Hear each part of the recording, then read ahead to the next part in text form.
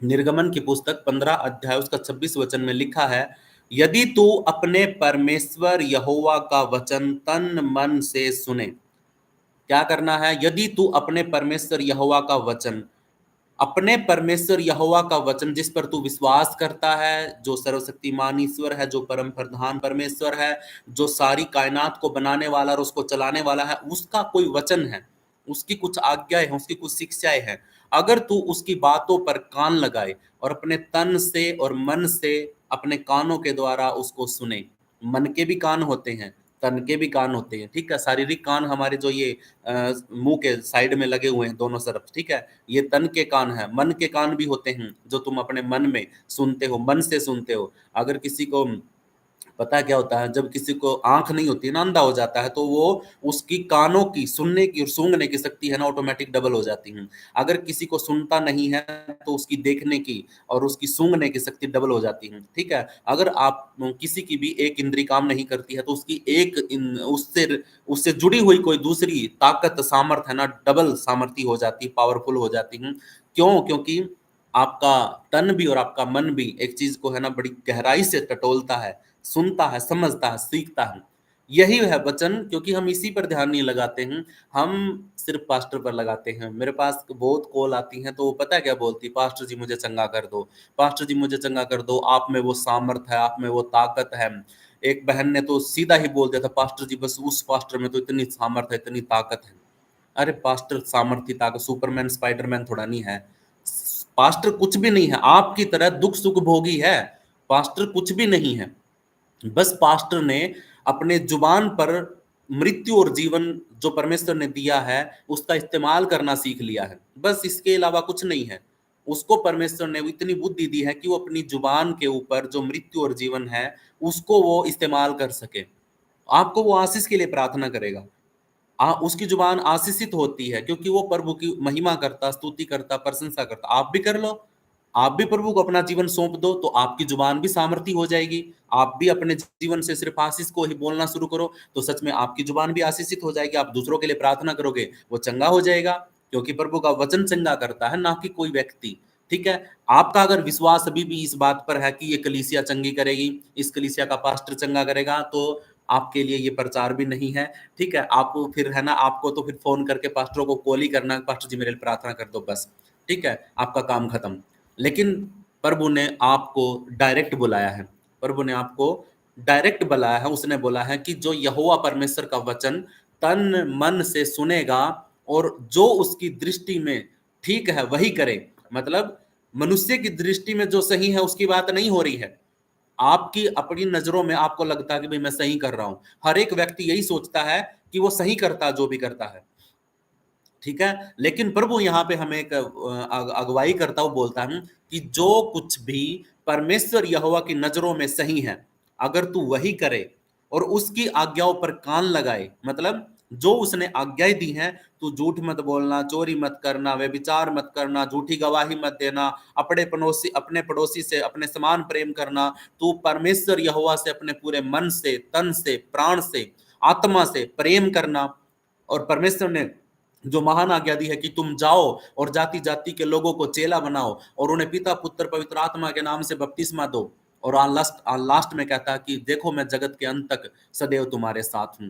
ये आज्ञाएं अगर इनके ऊपर अगर कोई व्यक्ति कान लगाता है और उसकी सब विधियों को जो माने, तो जितने रोग परमेश्वर ने, मैंने का मतलब यहां पे लिखा ना मैंने, और ये मिस्त्री नहीं है। ठीक है। सिस्टर पढ़ रही थी, इसको मिस्त्री पढ़ रही थी, वो मिस्त्री नहीं है, ये मिस्री है। मिस्र, मिस्र में इजरायली क्या थे, गुलाम थे। मिस्र के पिरामिड आपने देखे होंगे, सुने होंगे। ठीक है। मैं कुछ बातें बता रहा हूं, जैसे प्रभु ने कहा यदि तू अपने परमेश्वर यहोवा का वचन तन मन से सुने। कुछ बातें हैं, परमेश्वर का वचन क्या करना है, सुनना है तन से और मन से, और उसकी दृष्टि में जो कुछ सही है, जो परमेश्वर को अच्छा लगता है वही हमें करना है। और उसकी आज्ञाओं पर कान लगाना, जो उसने आज्ञाएं दी हैं उसके ऊपर कान लगाना मतलब क्या है, उनको ध्यान से सुनना है और सुनकर उन पर चलना भी है। और उसकी सब विधियों को माने, जैसा उसने करने को कहा है अगर हम वैसा ही करते हैं तो हम उसकी विधियों का पालन करते हैं, तो जितने रोग यहां तक आपने करना है। मैंने जो सिलेक्ट करके आपको दिखाया है, यहां तक जो कुछ भी है सब आपने करना है। और फिर परमेश्वर तो यहां पे कहता है कि जितने रोग मैंने मिस्रियों के पे भेजे थे ना, किस किस को पता है कि इजरायली लोग जब मिस्र में गुलाम थे तो उस टाइम पे परमेश्वर ने, यहोवा ने मिस्रियों के ऊपर इतनी सारी महामारियां भेजी थी। ठीक है, कितनी महामारियां भेजी थी, क्या कोई बता सकता है? कोई एक महामारी, दो महामारी, कोई बता सकता है? माइक ऑन कर दिया मैंने सीढ़ियों को आपका। भेजना, सीढ़ियों को भेजना, हाँ, टिड्डियों को भेजा था, और मेढक को भेजना, ओला बरसाए थे, क्या आए थे? सूखा पड़ा दिया था वहां पे, पानी पानी पानी पानी नहीं हो गया था, पानी का सूखा, पानी लाल हो गया था, खून बन गया था, रंग लाल हो गया था। पानी सूख गया था सब जगह से, नहीं हो गया था, और क्या हो गया था? सूख गया था पानी, पानी लाल हो गया था। सूख गया था पानी सब। और और क्या हुआ था? काफी सारी 10-12 महामारियां भेजी थी परमेश्वर ने। और कोई याद है? एक माइक खोलिए, बाकी सारे। अरे आप 50 से ऊपर लोग जुड़े हुए हैं। क्या आपको नहीं पता कि जब मिस्रियों को मूसा के द्वारा परमेश्वर गुलामी में से बाहर निकाल के लेके आया था, तो कितनी महामारियां मिस्र के ऊपर भेजी थी परमेश्वर ने? टिड्डियों को हो गया, पानी को लाल कर दिया था, मेंढक भेज दिए थे, और क्या किया था? पहलेठों को मारा।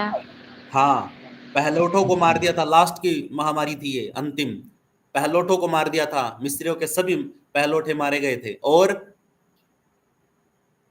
दिमाग पे जोर दो, बताओ। फोड़ो फोड़ो की महामारी। फोड़े, डांस भी आए थे ना? डांस अंधेरा भी भी, आए थे, आप फोड़े हुए थे। हाँ जी, अंधेरा भी हो गया था ना? ओलों की महामारी, अंधेरा, घरेलू पशुओं को भी अंधेरा हो मारा गया था। अंधेरा हो गया था, सूरज नहीं निकला था।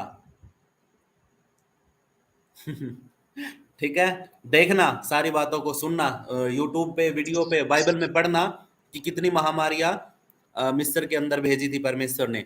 तो यहाँ पे परमेश्वर कहता है कि जितनी महामारियां परमेश्वर ने मिस्र के ऊपर भेजी थी, उनमें से एक भी तुझ पर नहीं भेजेगा।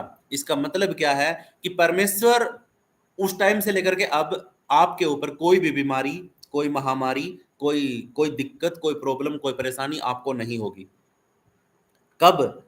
इसके लिए कंडीशन है, इसके लिए एक कंडीशन है। वो कंडीशन है कि यदि तू अपने परमेश्वर यहोवा का वचन तन मन से सुने और उसकी दृष्टि में जो ठीक है वही करे और उसकी आज्ञाओं पर कान लगाए और उसकी सब विधियों को माने, तो जितने रोग परमेश्वर यहोवा ने मिस्रियों के ऊपर भेजे थे उनमें से तेरे ऊपर एक भी नहीं भेजेगा, क्योंकि मैं तुम्हारा चंगा करने वाला यहोवा हूं। मैं नहीं हूं, दुनिया का बड़े से बड़ा पास्टर आपको चंगा नहीं करता, बेशक वो सामर्थ दिखाता हो कि भी हाँ ये हाथ से छू गया, गिर गए सारे के सारे। ठीक है, सामर्थ परमेश्वर की ओर से आती है। अगर पास्टर करता है ना, तो लोगों का विश्वास प्रभु पे नहीं रहता है। समझ रहे हो बातों को? हम जिस चीज को देखते हैं ना, उसी पर विश्वास करते हैं। और प्रभु ने कहा कि धन्य है वो लोग जिन्होंने बिना देखे विश्वास किया है।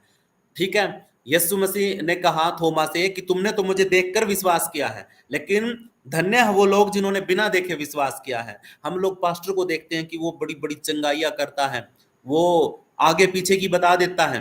आजकल है ना, पास्टर भी सियाने हो गए ना, क्या करते हैं वो? आपकी पति के बारे में बता देंगे, आपके बच्चों के बारे में बता देंगे। ये काम तो दुष्ट आत्माएं भी करती है मेरे भाइयों। भविष्यवाणी जो आजकल के लोग करते हैं ना, वो भविष्यवाणियां तो हमारा जो गूगल बाबा है ना, वो भी कर देता है। 1 घंटा पहले बता देगा कि हाँ बारिश होगी या नहीं होगी। समझ रहे हो बातों को? इस टाइम पे बहुत सारे झूठे भविष्यवक्ता और झूठे शिक्षक खड़े हो चुके हैं। आप लोगों को है ना, इंसानों पर भरोसा करने की जरूरत नहीं है। आपका परमेश्वर सबसे बेस्ट है, सच्चा है। सब चीजें बदल जाती हैं, लेकिन परमेश्वर का वचन कभी नहीं बदलता है। लोग बदल जाएंगे, रिश्ते बदल जाएंगे, आपकी चंगाइयां, आपकी चर्च, आपके लोग, सब कुछ बदल जाएगा आसपास का, लेकिन परमेश्वर का वचन कभी नहीं बदलेगा।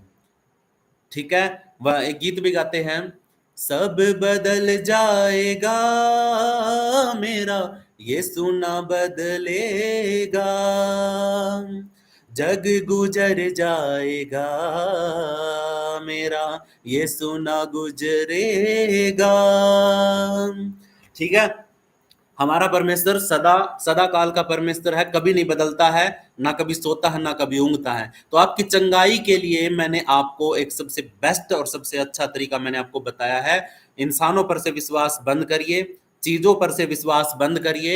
आपका विश्वास सिर्फ परमेश्वर यहोवा पर होना चाहिए। उसके लिए आपको यहोवा का वचन मानना है, तन मन से सुनना है, उसकी दृष्टि में जो सही है वही करना है, उसकी आज्ञाओं को नहीं तोड़ना है, उन पर कान लगाना है, सब विधियां जो परमेश्वर ने बोली है उनको मानना है।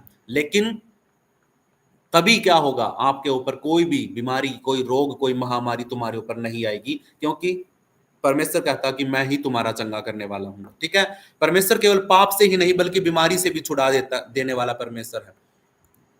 क्या करता है, सिर्फ पाप से ही नहीं छुड़ाता है बल्कि वो हमें कहां कहां से छुड़ा देता है, वो हमें बीमारी से छुड़ाता है, छुटकारा देने वाला है। जब हम उसका भरोसा करते हैं और उसके वचनों को मानते हैं तो उसका वचन हमारे लिए क्या बन जाता है, बीमारी से बचने के लिए एक मेडिसिन की जरूरत पड़ती है, उसको औषधि बोलते हैं, मेडिसिन, दवाई। ठीक है, वो औषधि बन जाता है। क्या, परमेश्वर का वचन, अगर आप उसको मानते हैं तो। बीमारी कितनी भी बड़ी क्यों ना हो, खून की कमी हो गई हो, रिसोड़ी, गांठ, दर्द या संतान की कमी, प्रभु यीशु वही है जिसने क्रूस पर हमारे पापों को और रोगों को दोनों को उठा लिया था। हालेलुया। कुछ चीजें हमारे पापों की वजह से नहीं हमें मिलती है, कुछ चीजें हमारे कर्मों की हमारे मतलब जो पूर्वजों का, पितरों का श्राप होता है उसकी वजह से नहीं मिलती है, कुछ हमारी ही गलती होती है, कुछ शैतान हमारे बीच में टांग अड़ाता है। 3 तरीके से मैं रुकावट को मानता हूं जो हमारे जीवन में आती है। ठीक है, लेकिन उस पर नहीं जाऊंगा। आज मैंने आपको जो वचन बताया है, अगर आप इस वचन पर विश्वास करते हैं, इसको पढ़ते हैं और इस पर मनन करते हैं तो सच में आपको चंगाई परमेश्वर की ओर से मिलेगी। प्रभु एक भी बीमारी आपके ऊपर नहीं भेजेगा। पहला है 5 बातें जो मैं हर बार आपको बताता हूं, हर वचन में से, कि हमें वो अपने जीवन में लागू करनी है। पहला, वचन पर भरोसा करना है। किस पर भरोसा करना है? आज हमारे पास ना तो परमेश्वर है, ना हमारे पास यीशु है, ना पवित्र आत्मा दिखता है, तो जो कुछ से हम परमेश्वर को देख सकते हैं वो है परमेश्वर का वचन।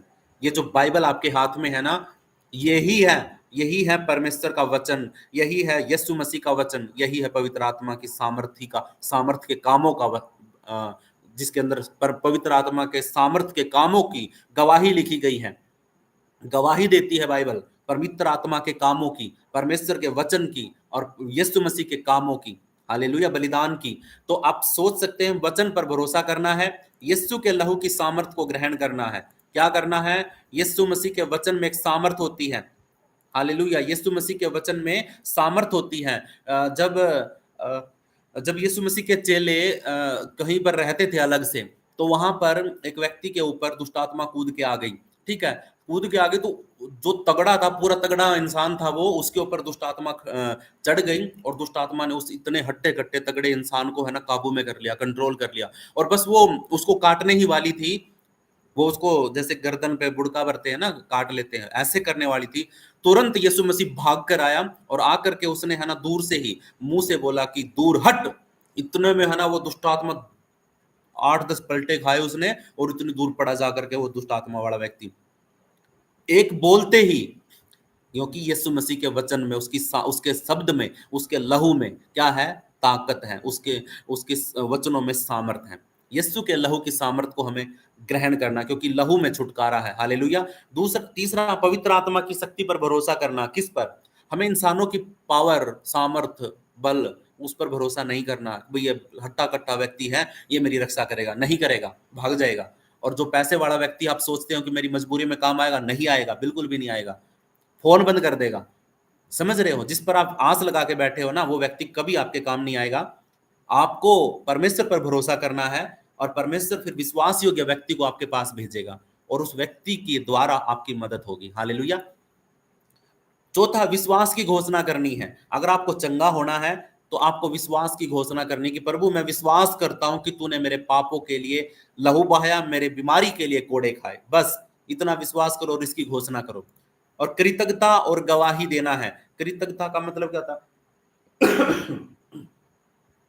कृतज्ञता का मतलब कहता है कि भी हमने परमेश्वर के कामों को अपने जीवन में पूरा करना है, उसकी गवाही देनी है और जो उसने हमें करने के लिए बोला है, आज्ञाएं दी हैं, उन आज्ञाओं को फॉलो करना है। और जो प्रभु ने हमारे साथ किया है हमारे जीवन में किया है उसके लिए प्रभु को गवाही देनी है। हालेलुया।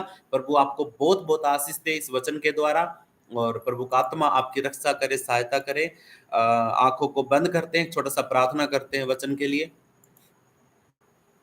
धन्यवाद स्वर्गीय पिता परमेश्वर, हमारे उद्धारकर्ता मुक्तिदाता प्रभु, हम आपका धन्यवाद करते हैं प्रभु जी। आज निर्गमन 15 का 26 वचन में से प्रभु परमेश्वर आपने हमसे बात किया, और जितने भी हम में से बीमार हैं, क्योंकि लिस्ट जो बनी है प्रभु परमेश्वर, वो लिस्ट बीमारों की ज्यादा है और विषय थोड़े हैं प्रभु परमेश्वर। मैंने सारे लिस्ट को, सारे विषयों को अलग अलग किया है प्रभु परमेश्वर, उन लिस्ट के अनुसार बीमार ज्यादा हैं प्रभु परमेश्वर। मैं आपसे विनती करता हूं, इसीलिए ये वचन आज उन सब के लिए है। अगर वो परमेश्वर तुझ पर भरोसा करते हैं, अगर वो तेरे वचन को तन मन से सुनते हैं, और अगर उनकी दृष्टि में, अगर तेरी दृष्टि में जो सही है, अगर वो वही करते हैं और जो तेरी आज्ञा है उन पर कान लगाते हैं, अगर वो सारी विधियों को जो तूने दी है, जो नियम और कानून तूने दिए हैं, अगर उन पर वो चलते हैं, मानते हैं, तो सच में परमेश्वर तू उनका चंगा करने वाला यहोवा है। हालेलुया। तू ही चंगा करेगा प्रभु परमेश्वर। हम ये ग्रहण करते हैं, हम वचन पर भरोसा करेंगे, यीशु मसीह के लहू की सामर्थ को अपने जीवन में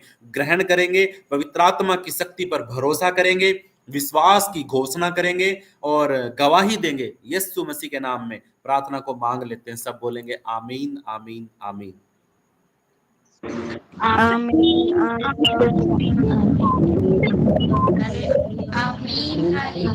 आमीन आमीन आमीन आमीन हालेलुया